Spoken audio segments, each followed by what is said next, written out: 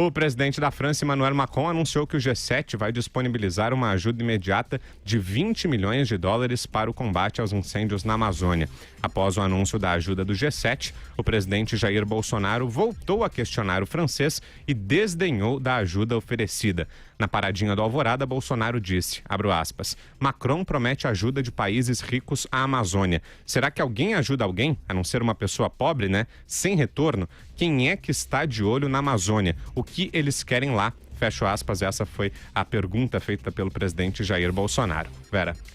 Eu acho que é auspicioso que o G7 tenha terminado com essa oferta de dinheiro. Vamos lembrar, o ambiente anterior era Macron tentando passar alguma sanção ao Brasil ou alguma reprimenda ou até mesmo glosar o acordo União Europeia-Mercosul. Isso não se configurou na reunião do G7 por interveniência da Alemanha, da Inglaterra, dos Estados Unidos. Criou-se um ambiente diferente em que saiu de lá uma coisa propositiva, portanto, uma oferta de ajuda ao Brasil e a outros países que enfrentam queimadas na região da Amazônia. Algo, portanto, auspicioso. Parecia, da mesma maneira, auspicioso que o governo brasileiro começasse a tomar medidas práticas, medidas efetivas de gestão, depois de muito tempo, diga-se de passagem, para combater as queimadas na Amazônia. Mas eis que sempre temos Jair Bolsonaro, né? Essa força da natureza. E aí ele falou na paradinha do Alvorada, em que estava hoje especialmente irritado, vociferando contra tudo e contra todos, contra jornalistas, muito pressionado e nervoso, porque, segundo ele, vem algo por aí contra alguma pessoa próxima a ele, e aí desdenhou de ajuda financeira. Não é a primeira vez, né? Já tivemos o caso do Fundo Amazônia, sendo que ontem ele se deixou filmar e publicar nas redes sociais, recebendo de bom grado uma ajuda de Israel para ajudar justamente no combate a incêndios. Então vejam que tudo é pautado por pura ideologia, não tem pragmatismo, não tem política de Estado, não tem nenhuma visão inteligente de, claro, receber os recursos e fazer a crítica como ela tem de ser feita, de maneira altiva, dizendo que nós competimos com os produtos franceses nos mercados, principalmente as commodities agrícolas, e que essa seria a razão da crítica da França. Esta é uma reação altiva de um chefe de Estado. Não falar da mulher do presidente da França, ou esse bobajol de que ninguém dá dinheiro para um pobre sem querer nada em troca. Bolsonaro não tem a menor noção institucional do cargo que ocupa. A gente tem várias evidências disso em várias áreas e a política externa e ambiental é especialmente loquaz em exemplos dessa afirmação. E a gente vai ver o resultado disso. Tem uma pesquisa hoje, como você mesmo falou, que mostra a popularidade do presidente ao resto do chão. Essa radicalização ideológica, sobretudo, não está levando o governo a um bom lugar. Se houvesse menos puxa-sacos no governo, em vários postos e vários escalões, mais pessoas dispostas a aconselhar de fato o presidente, haveria uma meia-volta nessa estratégia que não o está levando e nem a imagem do país a um bom lugar. E você, Josias, o que achou do anúncio do G7 e da resposta do Bolsonaro? Eu achei o seguinte, que nessa retórica, nessa guerra retórica entre o Jair Bolsonaro e o Emmanuel Macron, quem saiu melhor até aqui foi a Angela Merkel. Ela deu uma aula de pragmatismo aos dois bufões ambientais. Na reunião do G7, no final de semana, o comportamento da premier da Alemanha foi vital para o início do desarmamento de espíritos. Isso foi atestado, inclusive, por autoridades brasileiras que foram escaladas para descobrir o que se passou no encontro, porque nós não estávamos lá. Fomos tratados como párias. Verificou-se que Angela Merkel, de saída, tirou da mesa a tese do presidente francês, segundo a qual essa crise ambiental brasileira envenenaria o acordo comercial da União Europeia com o Mercosul. A Angela Merkel fez mais, disse que era essencial envolver o Brasil no debate, esse debate sobre a Amazônia. Informou, inclusive, que telefonaria para o Bolsonaro. O Boris Johnson, da Inglaterra, ecoou a Angela Merkel, o Donald Trump é chapa do Bolsonaro, o Macron ficou isolado. A coisa, então, evoluiu para essa proposta de ajuda dos países ricos para deter as queimadas. Essa coisa de 20 milhões de euros, que dá algo como 90 milhões de reais, isso é uma mixaria, né? Sobretudo em se tratando de países ricos. Só a Alemanha suspendeu, dias atrás, repasse de 150 milhões de reais para projetos ambientais no Brasil. A Noruega reteve o envio de outros 133 milhões de reais. Seja como for, os 90 milhões que o G7 está oferecendo deveriam ser tratados como uma verba bem-vinda, mas o Bolsonaro voltou a refugar essa oferta sob o argumento de que ninguém dá dinheiro de graça, que querem se aproveitar da Amazônia. Paradoxalmente, ele aceita a ajuda dos Estados Unidos e de Israel. Então, os americanos e os israelenses não querem se aproveitar da Amazônia, quer dizer, não faz nexo o discurso. Eu acho que o Bolsonaro deveria aprender com a Angela Merkel. Ela não tinha razão nenhuma para ficar do lado do Brasil e do presidente brasileiro. Bolsonaro vem tratando a Angela Merkel a pontapés, mas ela fez isso por pragmatismo. Os Estados Unidos estão em guerra comercial com a China, a Europa está às voltas com uma recessão, a Alemanha está em maus lençóis, então ela não pode abrir mão de uma perspectiva de fazer negócios com o Mercosul, que é um mercado importante. Então ela dá de ombros para o comportamento do Bolsonaro e é pragmática, em benefício da Alemanha. E nós temos aqui um presidente que não tem pragmatismo. Era hora do Bolsonaro fazer uma autocrítica, reconhecer que errou ao rejeitar verbas que vinham para o fundo da Amazônia. Falou, olha, erramos, vamos refazer os contatos, queremos essa verba, queremos o adicional que o G7 está oferecendo, mas o Bolsonaro, ele não perde a oportunidade de perder oportunidades. Diga, Constantino. Tem que saber dividir essa coisa toda em algumas questões diferentes aí, né? A retórica do presidente é infeliz em vários aspectos, ajudou a jogar muita lenha na fogueira, né? O resultado final do G7, o grande perdedor não foi Bolsonaro, foi Macron, né? Eu acho que o Macron ficou isolado.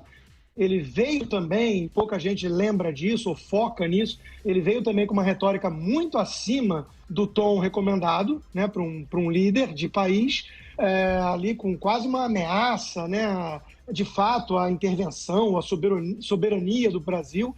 Ele veio com um tom muito arrogante, infeliz, achando que ia capitalizar em cima desse discurso do meio ambiente para afastar os holofotes daquilo que é a falha do próprio governo francês, até mesmo em não atender o Acordo de Paris. Então ele tentou desviar o foco para a reunião, ser o protagonista ali como se fosse um salvador da Amazônia, que era a imagem que ele queria tirar disso. Não deu certo, as lideranças isolaram ele, o resultado foi essa oferta de dinheiro, né? O presidente, ele está certo na essência de que, entre aspas, ninguém ajuda de graça. Agora, veja, o Josias já tocou num ponto, ele aceita a ajuda de Israel e dos Estados Unidos, então aí há uma contradição. E segundo, a própria Louis Vuitton, o grupo Louis Vuitton, por exemplo, ofereceu também 10 milhões de euros. O Reino Unido já tinha oferecido voluntariamente, de forma exclusiva, também um dinheiro, né? 12 milhões, se eu não me engano. Então, há muito em jogo. O que eles querem com isso? Muitos querem o quê? Uma imagem de bondosos, de altruístas, outros preocupados com o meio ambiente, é uma bandeira importante no mundo. Então é isso que estão atrás, né? Agora, tem uma outra turma que está atrás em alguma coisa mais obscura na Amazônia, é isso que o presidente fica dando a entender nas entrelinhas, e falando que vai trazer à tona, vai explicar o verdadeiro interesse por trás da Amazônia. Bom, a Amazônia tem quase 16 mil ONGs, 40% mais ou menos, um terço, mais de um terço, 35, 36, é coisa religiosa. Mas tem lá um bando de grupos ligados a essas causas ambientais e sabe-se lá o que estão fazendo. Tem mais ONG, mais gringo do que índio na Amazônia. Então eu vou falar para o nosso ouvinte internauta aqui uma frase para eles verem o tom. Eu compro essa briga com as ONGs com isso de associar o desmatamento com a expansão da fronteira agrícola brasileira. Em primeiro lugar, essas ONGs precisam plantar árvores nos seus países. Quem disse isso? Bolsonaro? Bom, se fosse, a imprensa estaria caindo em cima dele, mas não foi ele. Foi Luiz Inácio Lula da Silva para contrapor a política ambiental da sua própria ministra Marina Silva, que era muito romântica e muito ligada a essa turma mais ambientalista, que também, se for levarmos a sério demais, inviabiliza qualquer progresso na região. Então, há que separar um monte de questões diferentes nessa questão toda da Amazônia e do G7. Tem muito oportunismo, tem muita hipocrisia, tem muitos interesses que não podem vir à tona, não podem ser declarados, e tem um presidente com uma retórica infeliz, que joga mais lenha na fogueira e que acaba prejudicando bastante a imagem do Brasil perante o mundo. Diga, Vera. Então a gente vê que o Bolsonaro, pelo jeito, foi eleito para repetir o Lula, ipsis literis, né? Porque toda semana a gente tem algum exemplo de coisas do Lula que são trazidas à baila e que o Bolsonaro repete igualzinho, como se ele não tivesse sido eleito justamente para ser o oposto do Lula. As pessoas votaram em Bolsonaro na esperança de que ele fizesse tudo diferente do que o Lula fez. Afinal, como já disse Cid Gomes, o Lula está preso. Ele está preso porque delinquiu, porque corrompeu, porque foi corrompido, porque usou o governo para tirar dinheiro em benefício do seu partido e de si próprio, está preso. Então, esperava-se que esse fosse um capítulo virado da história, mas o Lula fica voltando como um Dom Sebastião, tanto instado pela esquerda quanto pelo próprio Bolsonaro, para justificar erros de gestão do presidente. O que os serviços de inteligência, o que a ABIN detectou a respeito do desmatamento e do problema das queimadas? Não se sabe. Por quê? Porque não há informações. Militares me disseram isso desacorçoados no fim de semana. Nós não temos informações. Agora, o Exército e a Polícia Federal estão indo para lá. O que o IBAMA está fazendo para coibir o desmatamento e os incêndios? Nada. Vai começar agora. Inquiri o ministro Ricardo Salles hoje a esse respeito. Ele diz, não, nada mudou na estrutura de investigação, mas não se tem notícias de multas que estejam sendo aplicadas. O que, afinal, fez a Polícia Federal, o que fez a Polícia Rodoviária Federal, que tem um papel nisso, como estão sendo usadas as informações do INPE, não se sabe, porque não há gestão nesse governo. O que se cobra é gestão, menos gogó ideológico, menos blá, blá, blá e mais execução. Josias está pedindo a palavra, eu acho, ali. Diga lá, Josias. Rapidamente, só para lembrar que essa crise toda ela não precisaria estar acontecendo, né? Ela só está acontecendo porque o governo brasileiro desmontou essa área ambiental. Então, nós não fizemos o dever de casa, deixamos que as queimadas corressem frouxas, houve quase como um estímulo do governo para que as queimadas tivessem um aumento, um incremento nesse ano. Então, por isso que está ocorrendo essa crise toda. E nós vamos ter que remontar isso. Não adianta ficar só no discurso. Agora nós vamos ter que, na prática, hoje, o Exército está fazendo política ambiental no Brasil. O que deveria estar sendo feito pelo IBAMA, em consórcio, em combinação com a Polícia Federal, acionada pelo IBAMA, está sendo tratado emergencialmente pelo Exército. Nós vamos ter que remontar essa área e o Bolsonaro vai ter que baixar essa bola. E ele agora deve ter verificado que isso é um ativo. O meio ambiente virou um ativo mundial. E o presidente não pode tirar isso de mente. Essa coisa da internacionalização da Amazônia, se a gente vai na internet, a gente vê o Bolsonaro falando isso como deputado federal, desde a década de 90.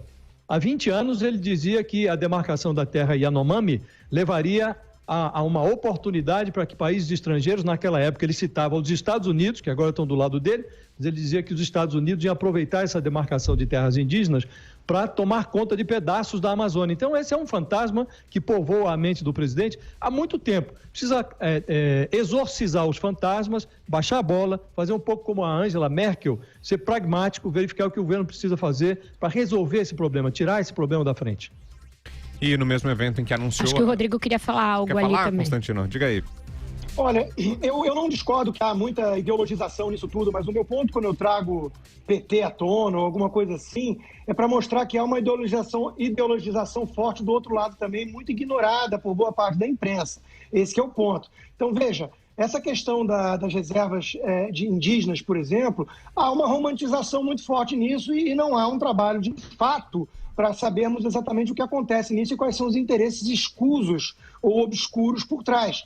Então, o Rodrigo Maia já declarou aí que talvez possa barrar a PEC em relação a isso também. Quer dizer, há 13% do território brasileiro na mão indígena, na mão de índios. E são índios mesmo, tem índio com carro importado, tem índio rico, a maioria é explorada por uma liderança corrupta em conluio com a FUNAI. O que acontece na prática, né? Então, há interesses internacionais em jogo. Então, quando eu falo dessa questão da imprensa ou do Lula, é só para trazer isso à tona. Veja, o presidente hoje deu uma declaração infeliz, atacando jornalistas, falando do Merval Pereira. Eu acho uma forma absolutamente condenável tudo isso que ele fez. Agora, isso não me impede de reconhecer que, de fato, há uma má vontade maior com ele. Ele está em 8 meses de governo, ele é tratado em passeata pela turma do Leblon, que vai salvar a Amazônia de forma hipócrita, cantando música do Caetano Veloso, como a grande ameaça global ao clima. É como fizeram com o Trump nos Estados Unidos. Então, se a gente fechar os olhos para essa campanha difamatória ideológica e que mascara interesses por trás, e achar que a imprensa, de fato, é muito imparcial no tratamento com Lula ou com Bolsonaro, eu acho que a gente vai estar vendendo desinformação. Eu acho que a gente tem que reconhecer que Bolsonaro fala muita besteira e não ajuda, mas tem que reconhecer que há, sim, uma má vontade enorme e, muitas vezes, um duplo padrão ao tratar com ele. Fala, Vera. Eu acho que duplo padrão existe à esquerda e à direita, Rodrigo. A imprensa não está falando nada de Lula, não está falando nada de ONG, a imprensa está falando de dados, em cima de dados do INPE, em cima de dados que são da NASA, em cima de dados que são, às vezes, trazidos até pela Federação do Agronegócio, a Frente Parlamentar da Agricultura, por exemplo, que tem esses dados. A discussão atual não é sobre o Lula. Aliás, você só pode citar essa frase do Lula no passado porque você leu na imprensa, porque você não estava lá. Então, não é algo que você anotou. Você leu na imprensa, você leu em algum jornal, você leu em algum site. Portanto, isso que você está fazendo também é narrativa. Se a gente sabe que o Lula era contra a Marina e que havia esse embate, Marina de um lado, Dilma de outro, é porque nós, jornalistas, estávamos lá cobrindo isso e noticiando. Era a imprensa que estava noticiando. Quando a Marina caiu, foi justamente por conta disso, deste embate, que a imprensa noticiou. Então, toda e qualquer generalização desse tipo, a imprensa isso, a imprensa aquilo, só joga água no moinho de setores, e são muitos, são oficiais e paraoficiais, que tentam fazer da imprensa um inimigo da nação, quando ela não é. A imprensa está trazendo dados. E nós aqui somos imprensa. Eu e você e o Josias somos imprensa. Portanto, imprensa, de um modo genérico, não ajuda ninguém. Diga, Josias. Deixa o Josias... Depois, antes do Constantino, há uma outra coisa em que os extremos se tocam. É impressionante como o PT fala mal da imprensa, né? E o Bolsonaro também fala mal da imprensa. Isso significa dizer que a imprensa tratou os dois como deveria tratar. Eu amanheço o dia ávido por elogiar o Bolsonaro, mas ele não me dá matéria-prima, então eu não consigo. Mas na época do Lula, também estávamos aqui para realçar os erros do Lula. Aliás, a Dilma, em grande medida, foi ao impeachment, porque a imprensa realçou a roubalheira, o contrassenso fiscal, os 6 anos de ruína econômica. Tudo isso levou o Lula para a cadeia por conta dos roubos, a Dilma no impeachment por conta da ruína fiscal, e acho que ela ainda vai ter problemas jurídicos. Mas, enfim, então agora nós estamos tratando de Bolsonaro, porque é o presidente da República. Fala, Constantino. Eu condeno veementemente a campanha bolsonarista de demonização daquilo que eles chamam de extrema imprensa. E eu acho que a gente tem que tomar muito cuidado aqui, porque se a gente negar um fato que é visível para a imensa maioria das pessoas, que para mim é inegável, que há um viés ideológico na imprensa, não por uma questão de uma grande orquestração maligna, mas por um fato simples. A imensa maioria dos jornalistas tem uma inclinação mais progressista. Isso é nos Estados Unidos assim também, tem livros e livros sobre isso, fato checado. O Bernie Goldberg foi âncora da CBS, tem um livro sobre isso, sobre esse viés. Então, se a gente negar isso, eu acho que assim é que a gente vai estar dando alimento para a campanha difamatória do governo, do atual presidente. Então, veja, por exemplo, o jornal O Globo destacou hoje a passeata da turma do Leblon, né? Daquela turma lá do Caetano Veloso e do PSOL, que eles adoram, né? A passeata que reuniu muito mais gente em São Paulo, teve num dos seus caminhões um dos organizadores enaltecendo a figura do Ricardo Salles, o ministro, e sendo ovacionado pelo público. Aquilo foi muito mais relevante do ponto de vista de informação, de popularidade, do que a passeata da máfia do Dendê. Quem é que determina o que é mais relevante, Rodrigo? Você, com o seu viés ideológico? Uma coisa e a outra estão noticiadas.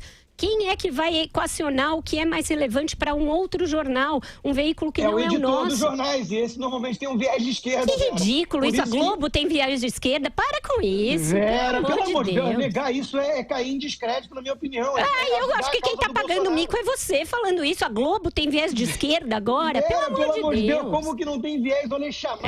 Isso aí, boa. A Globo tem viés de esquerda. Isso, claro.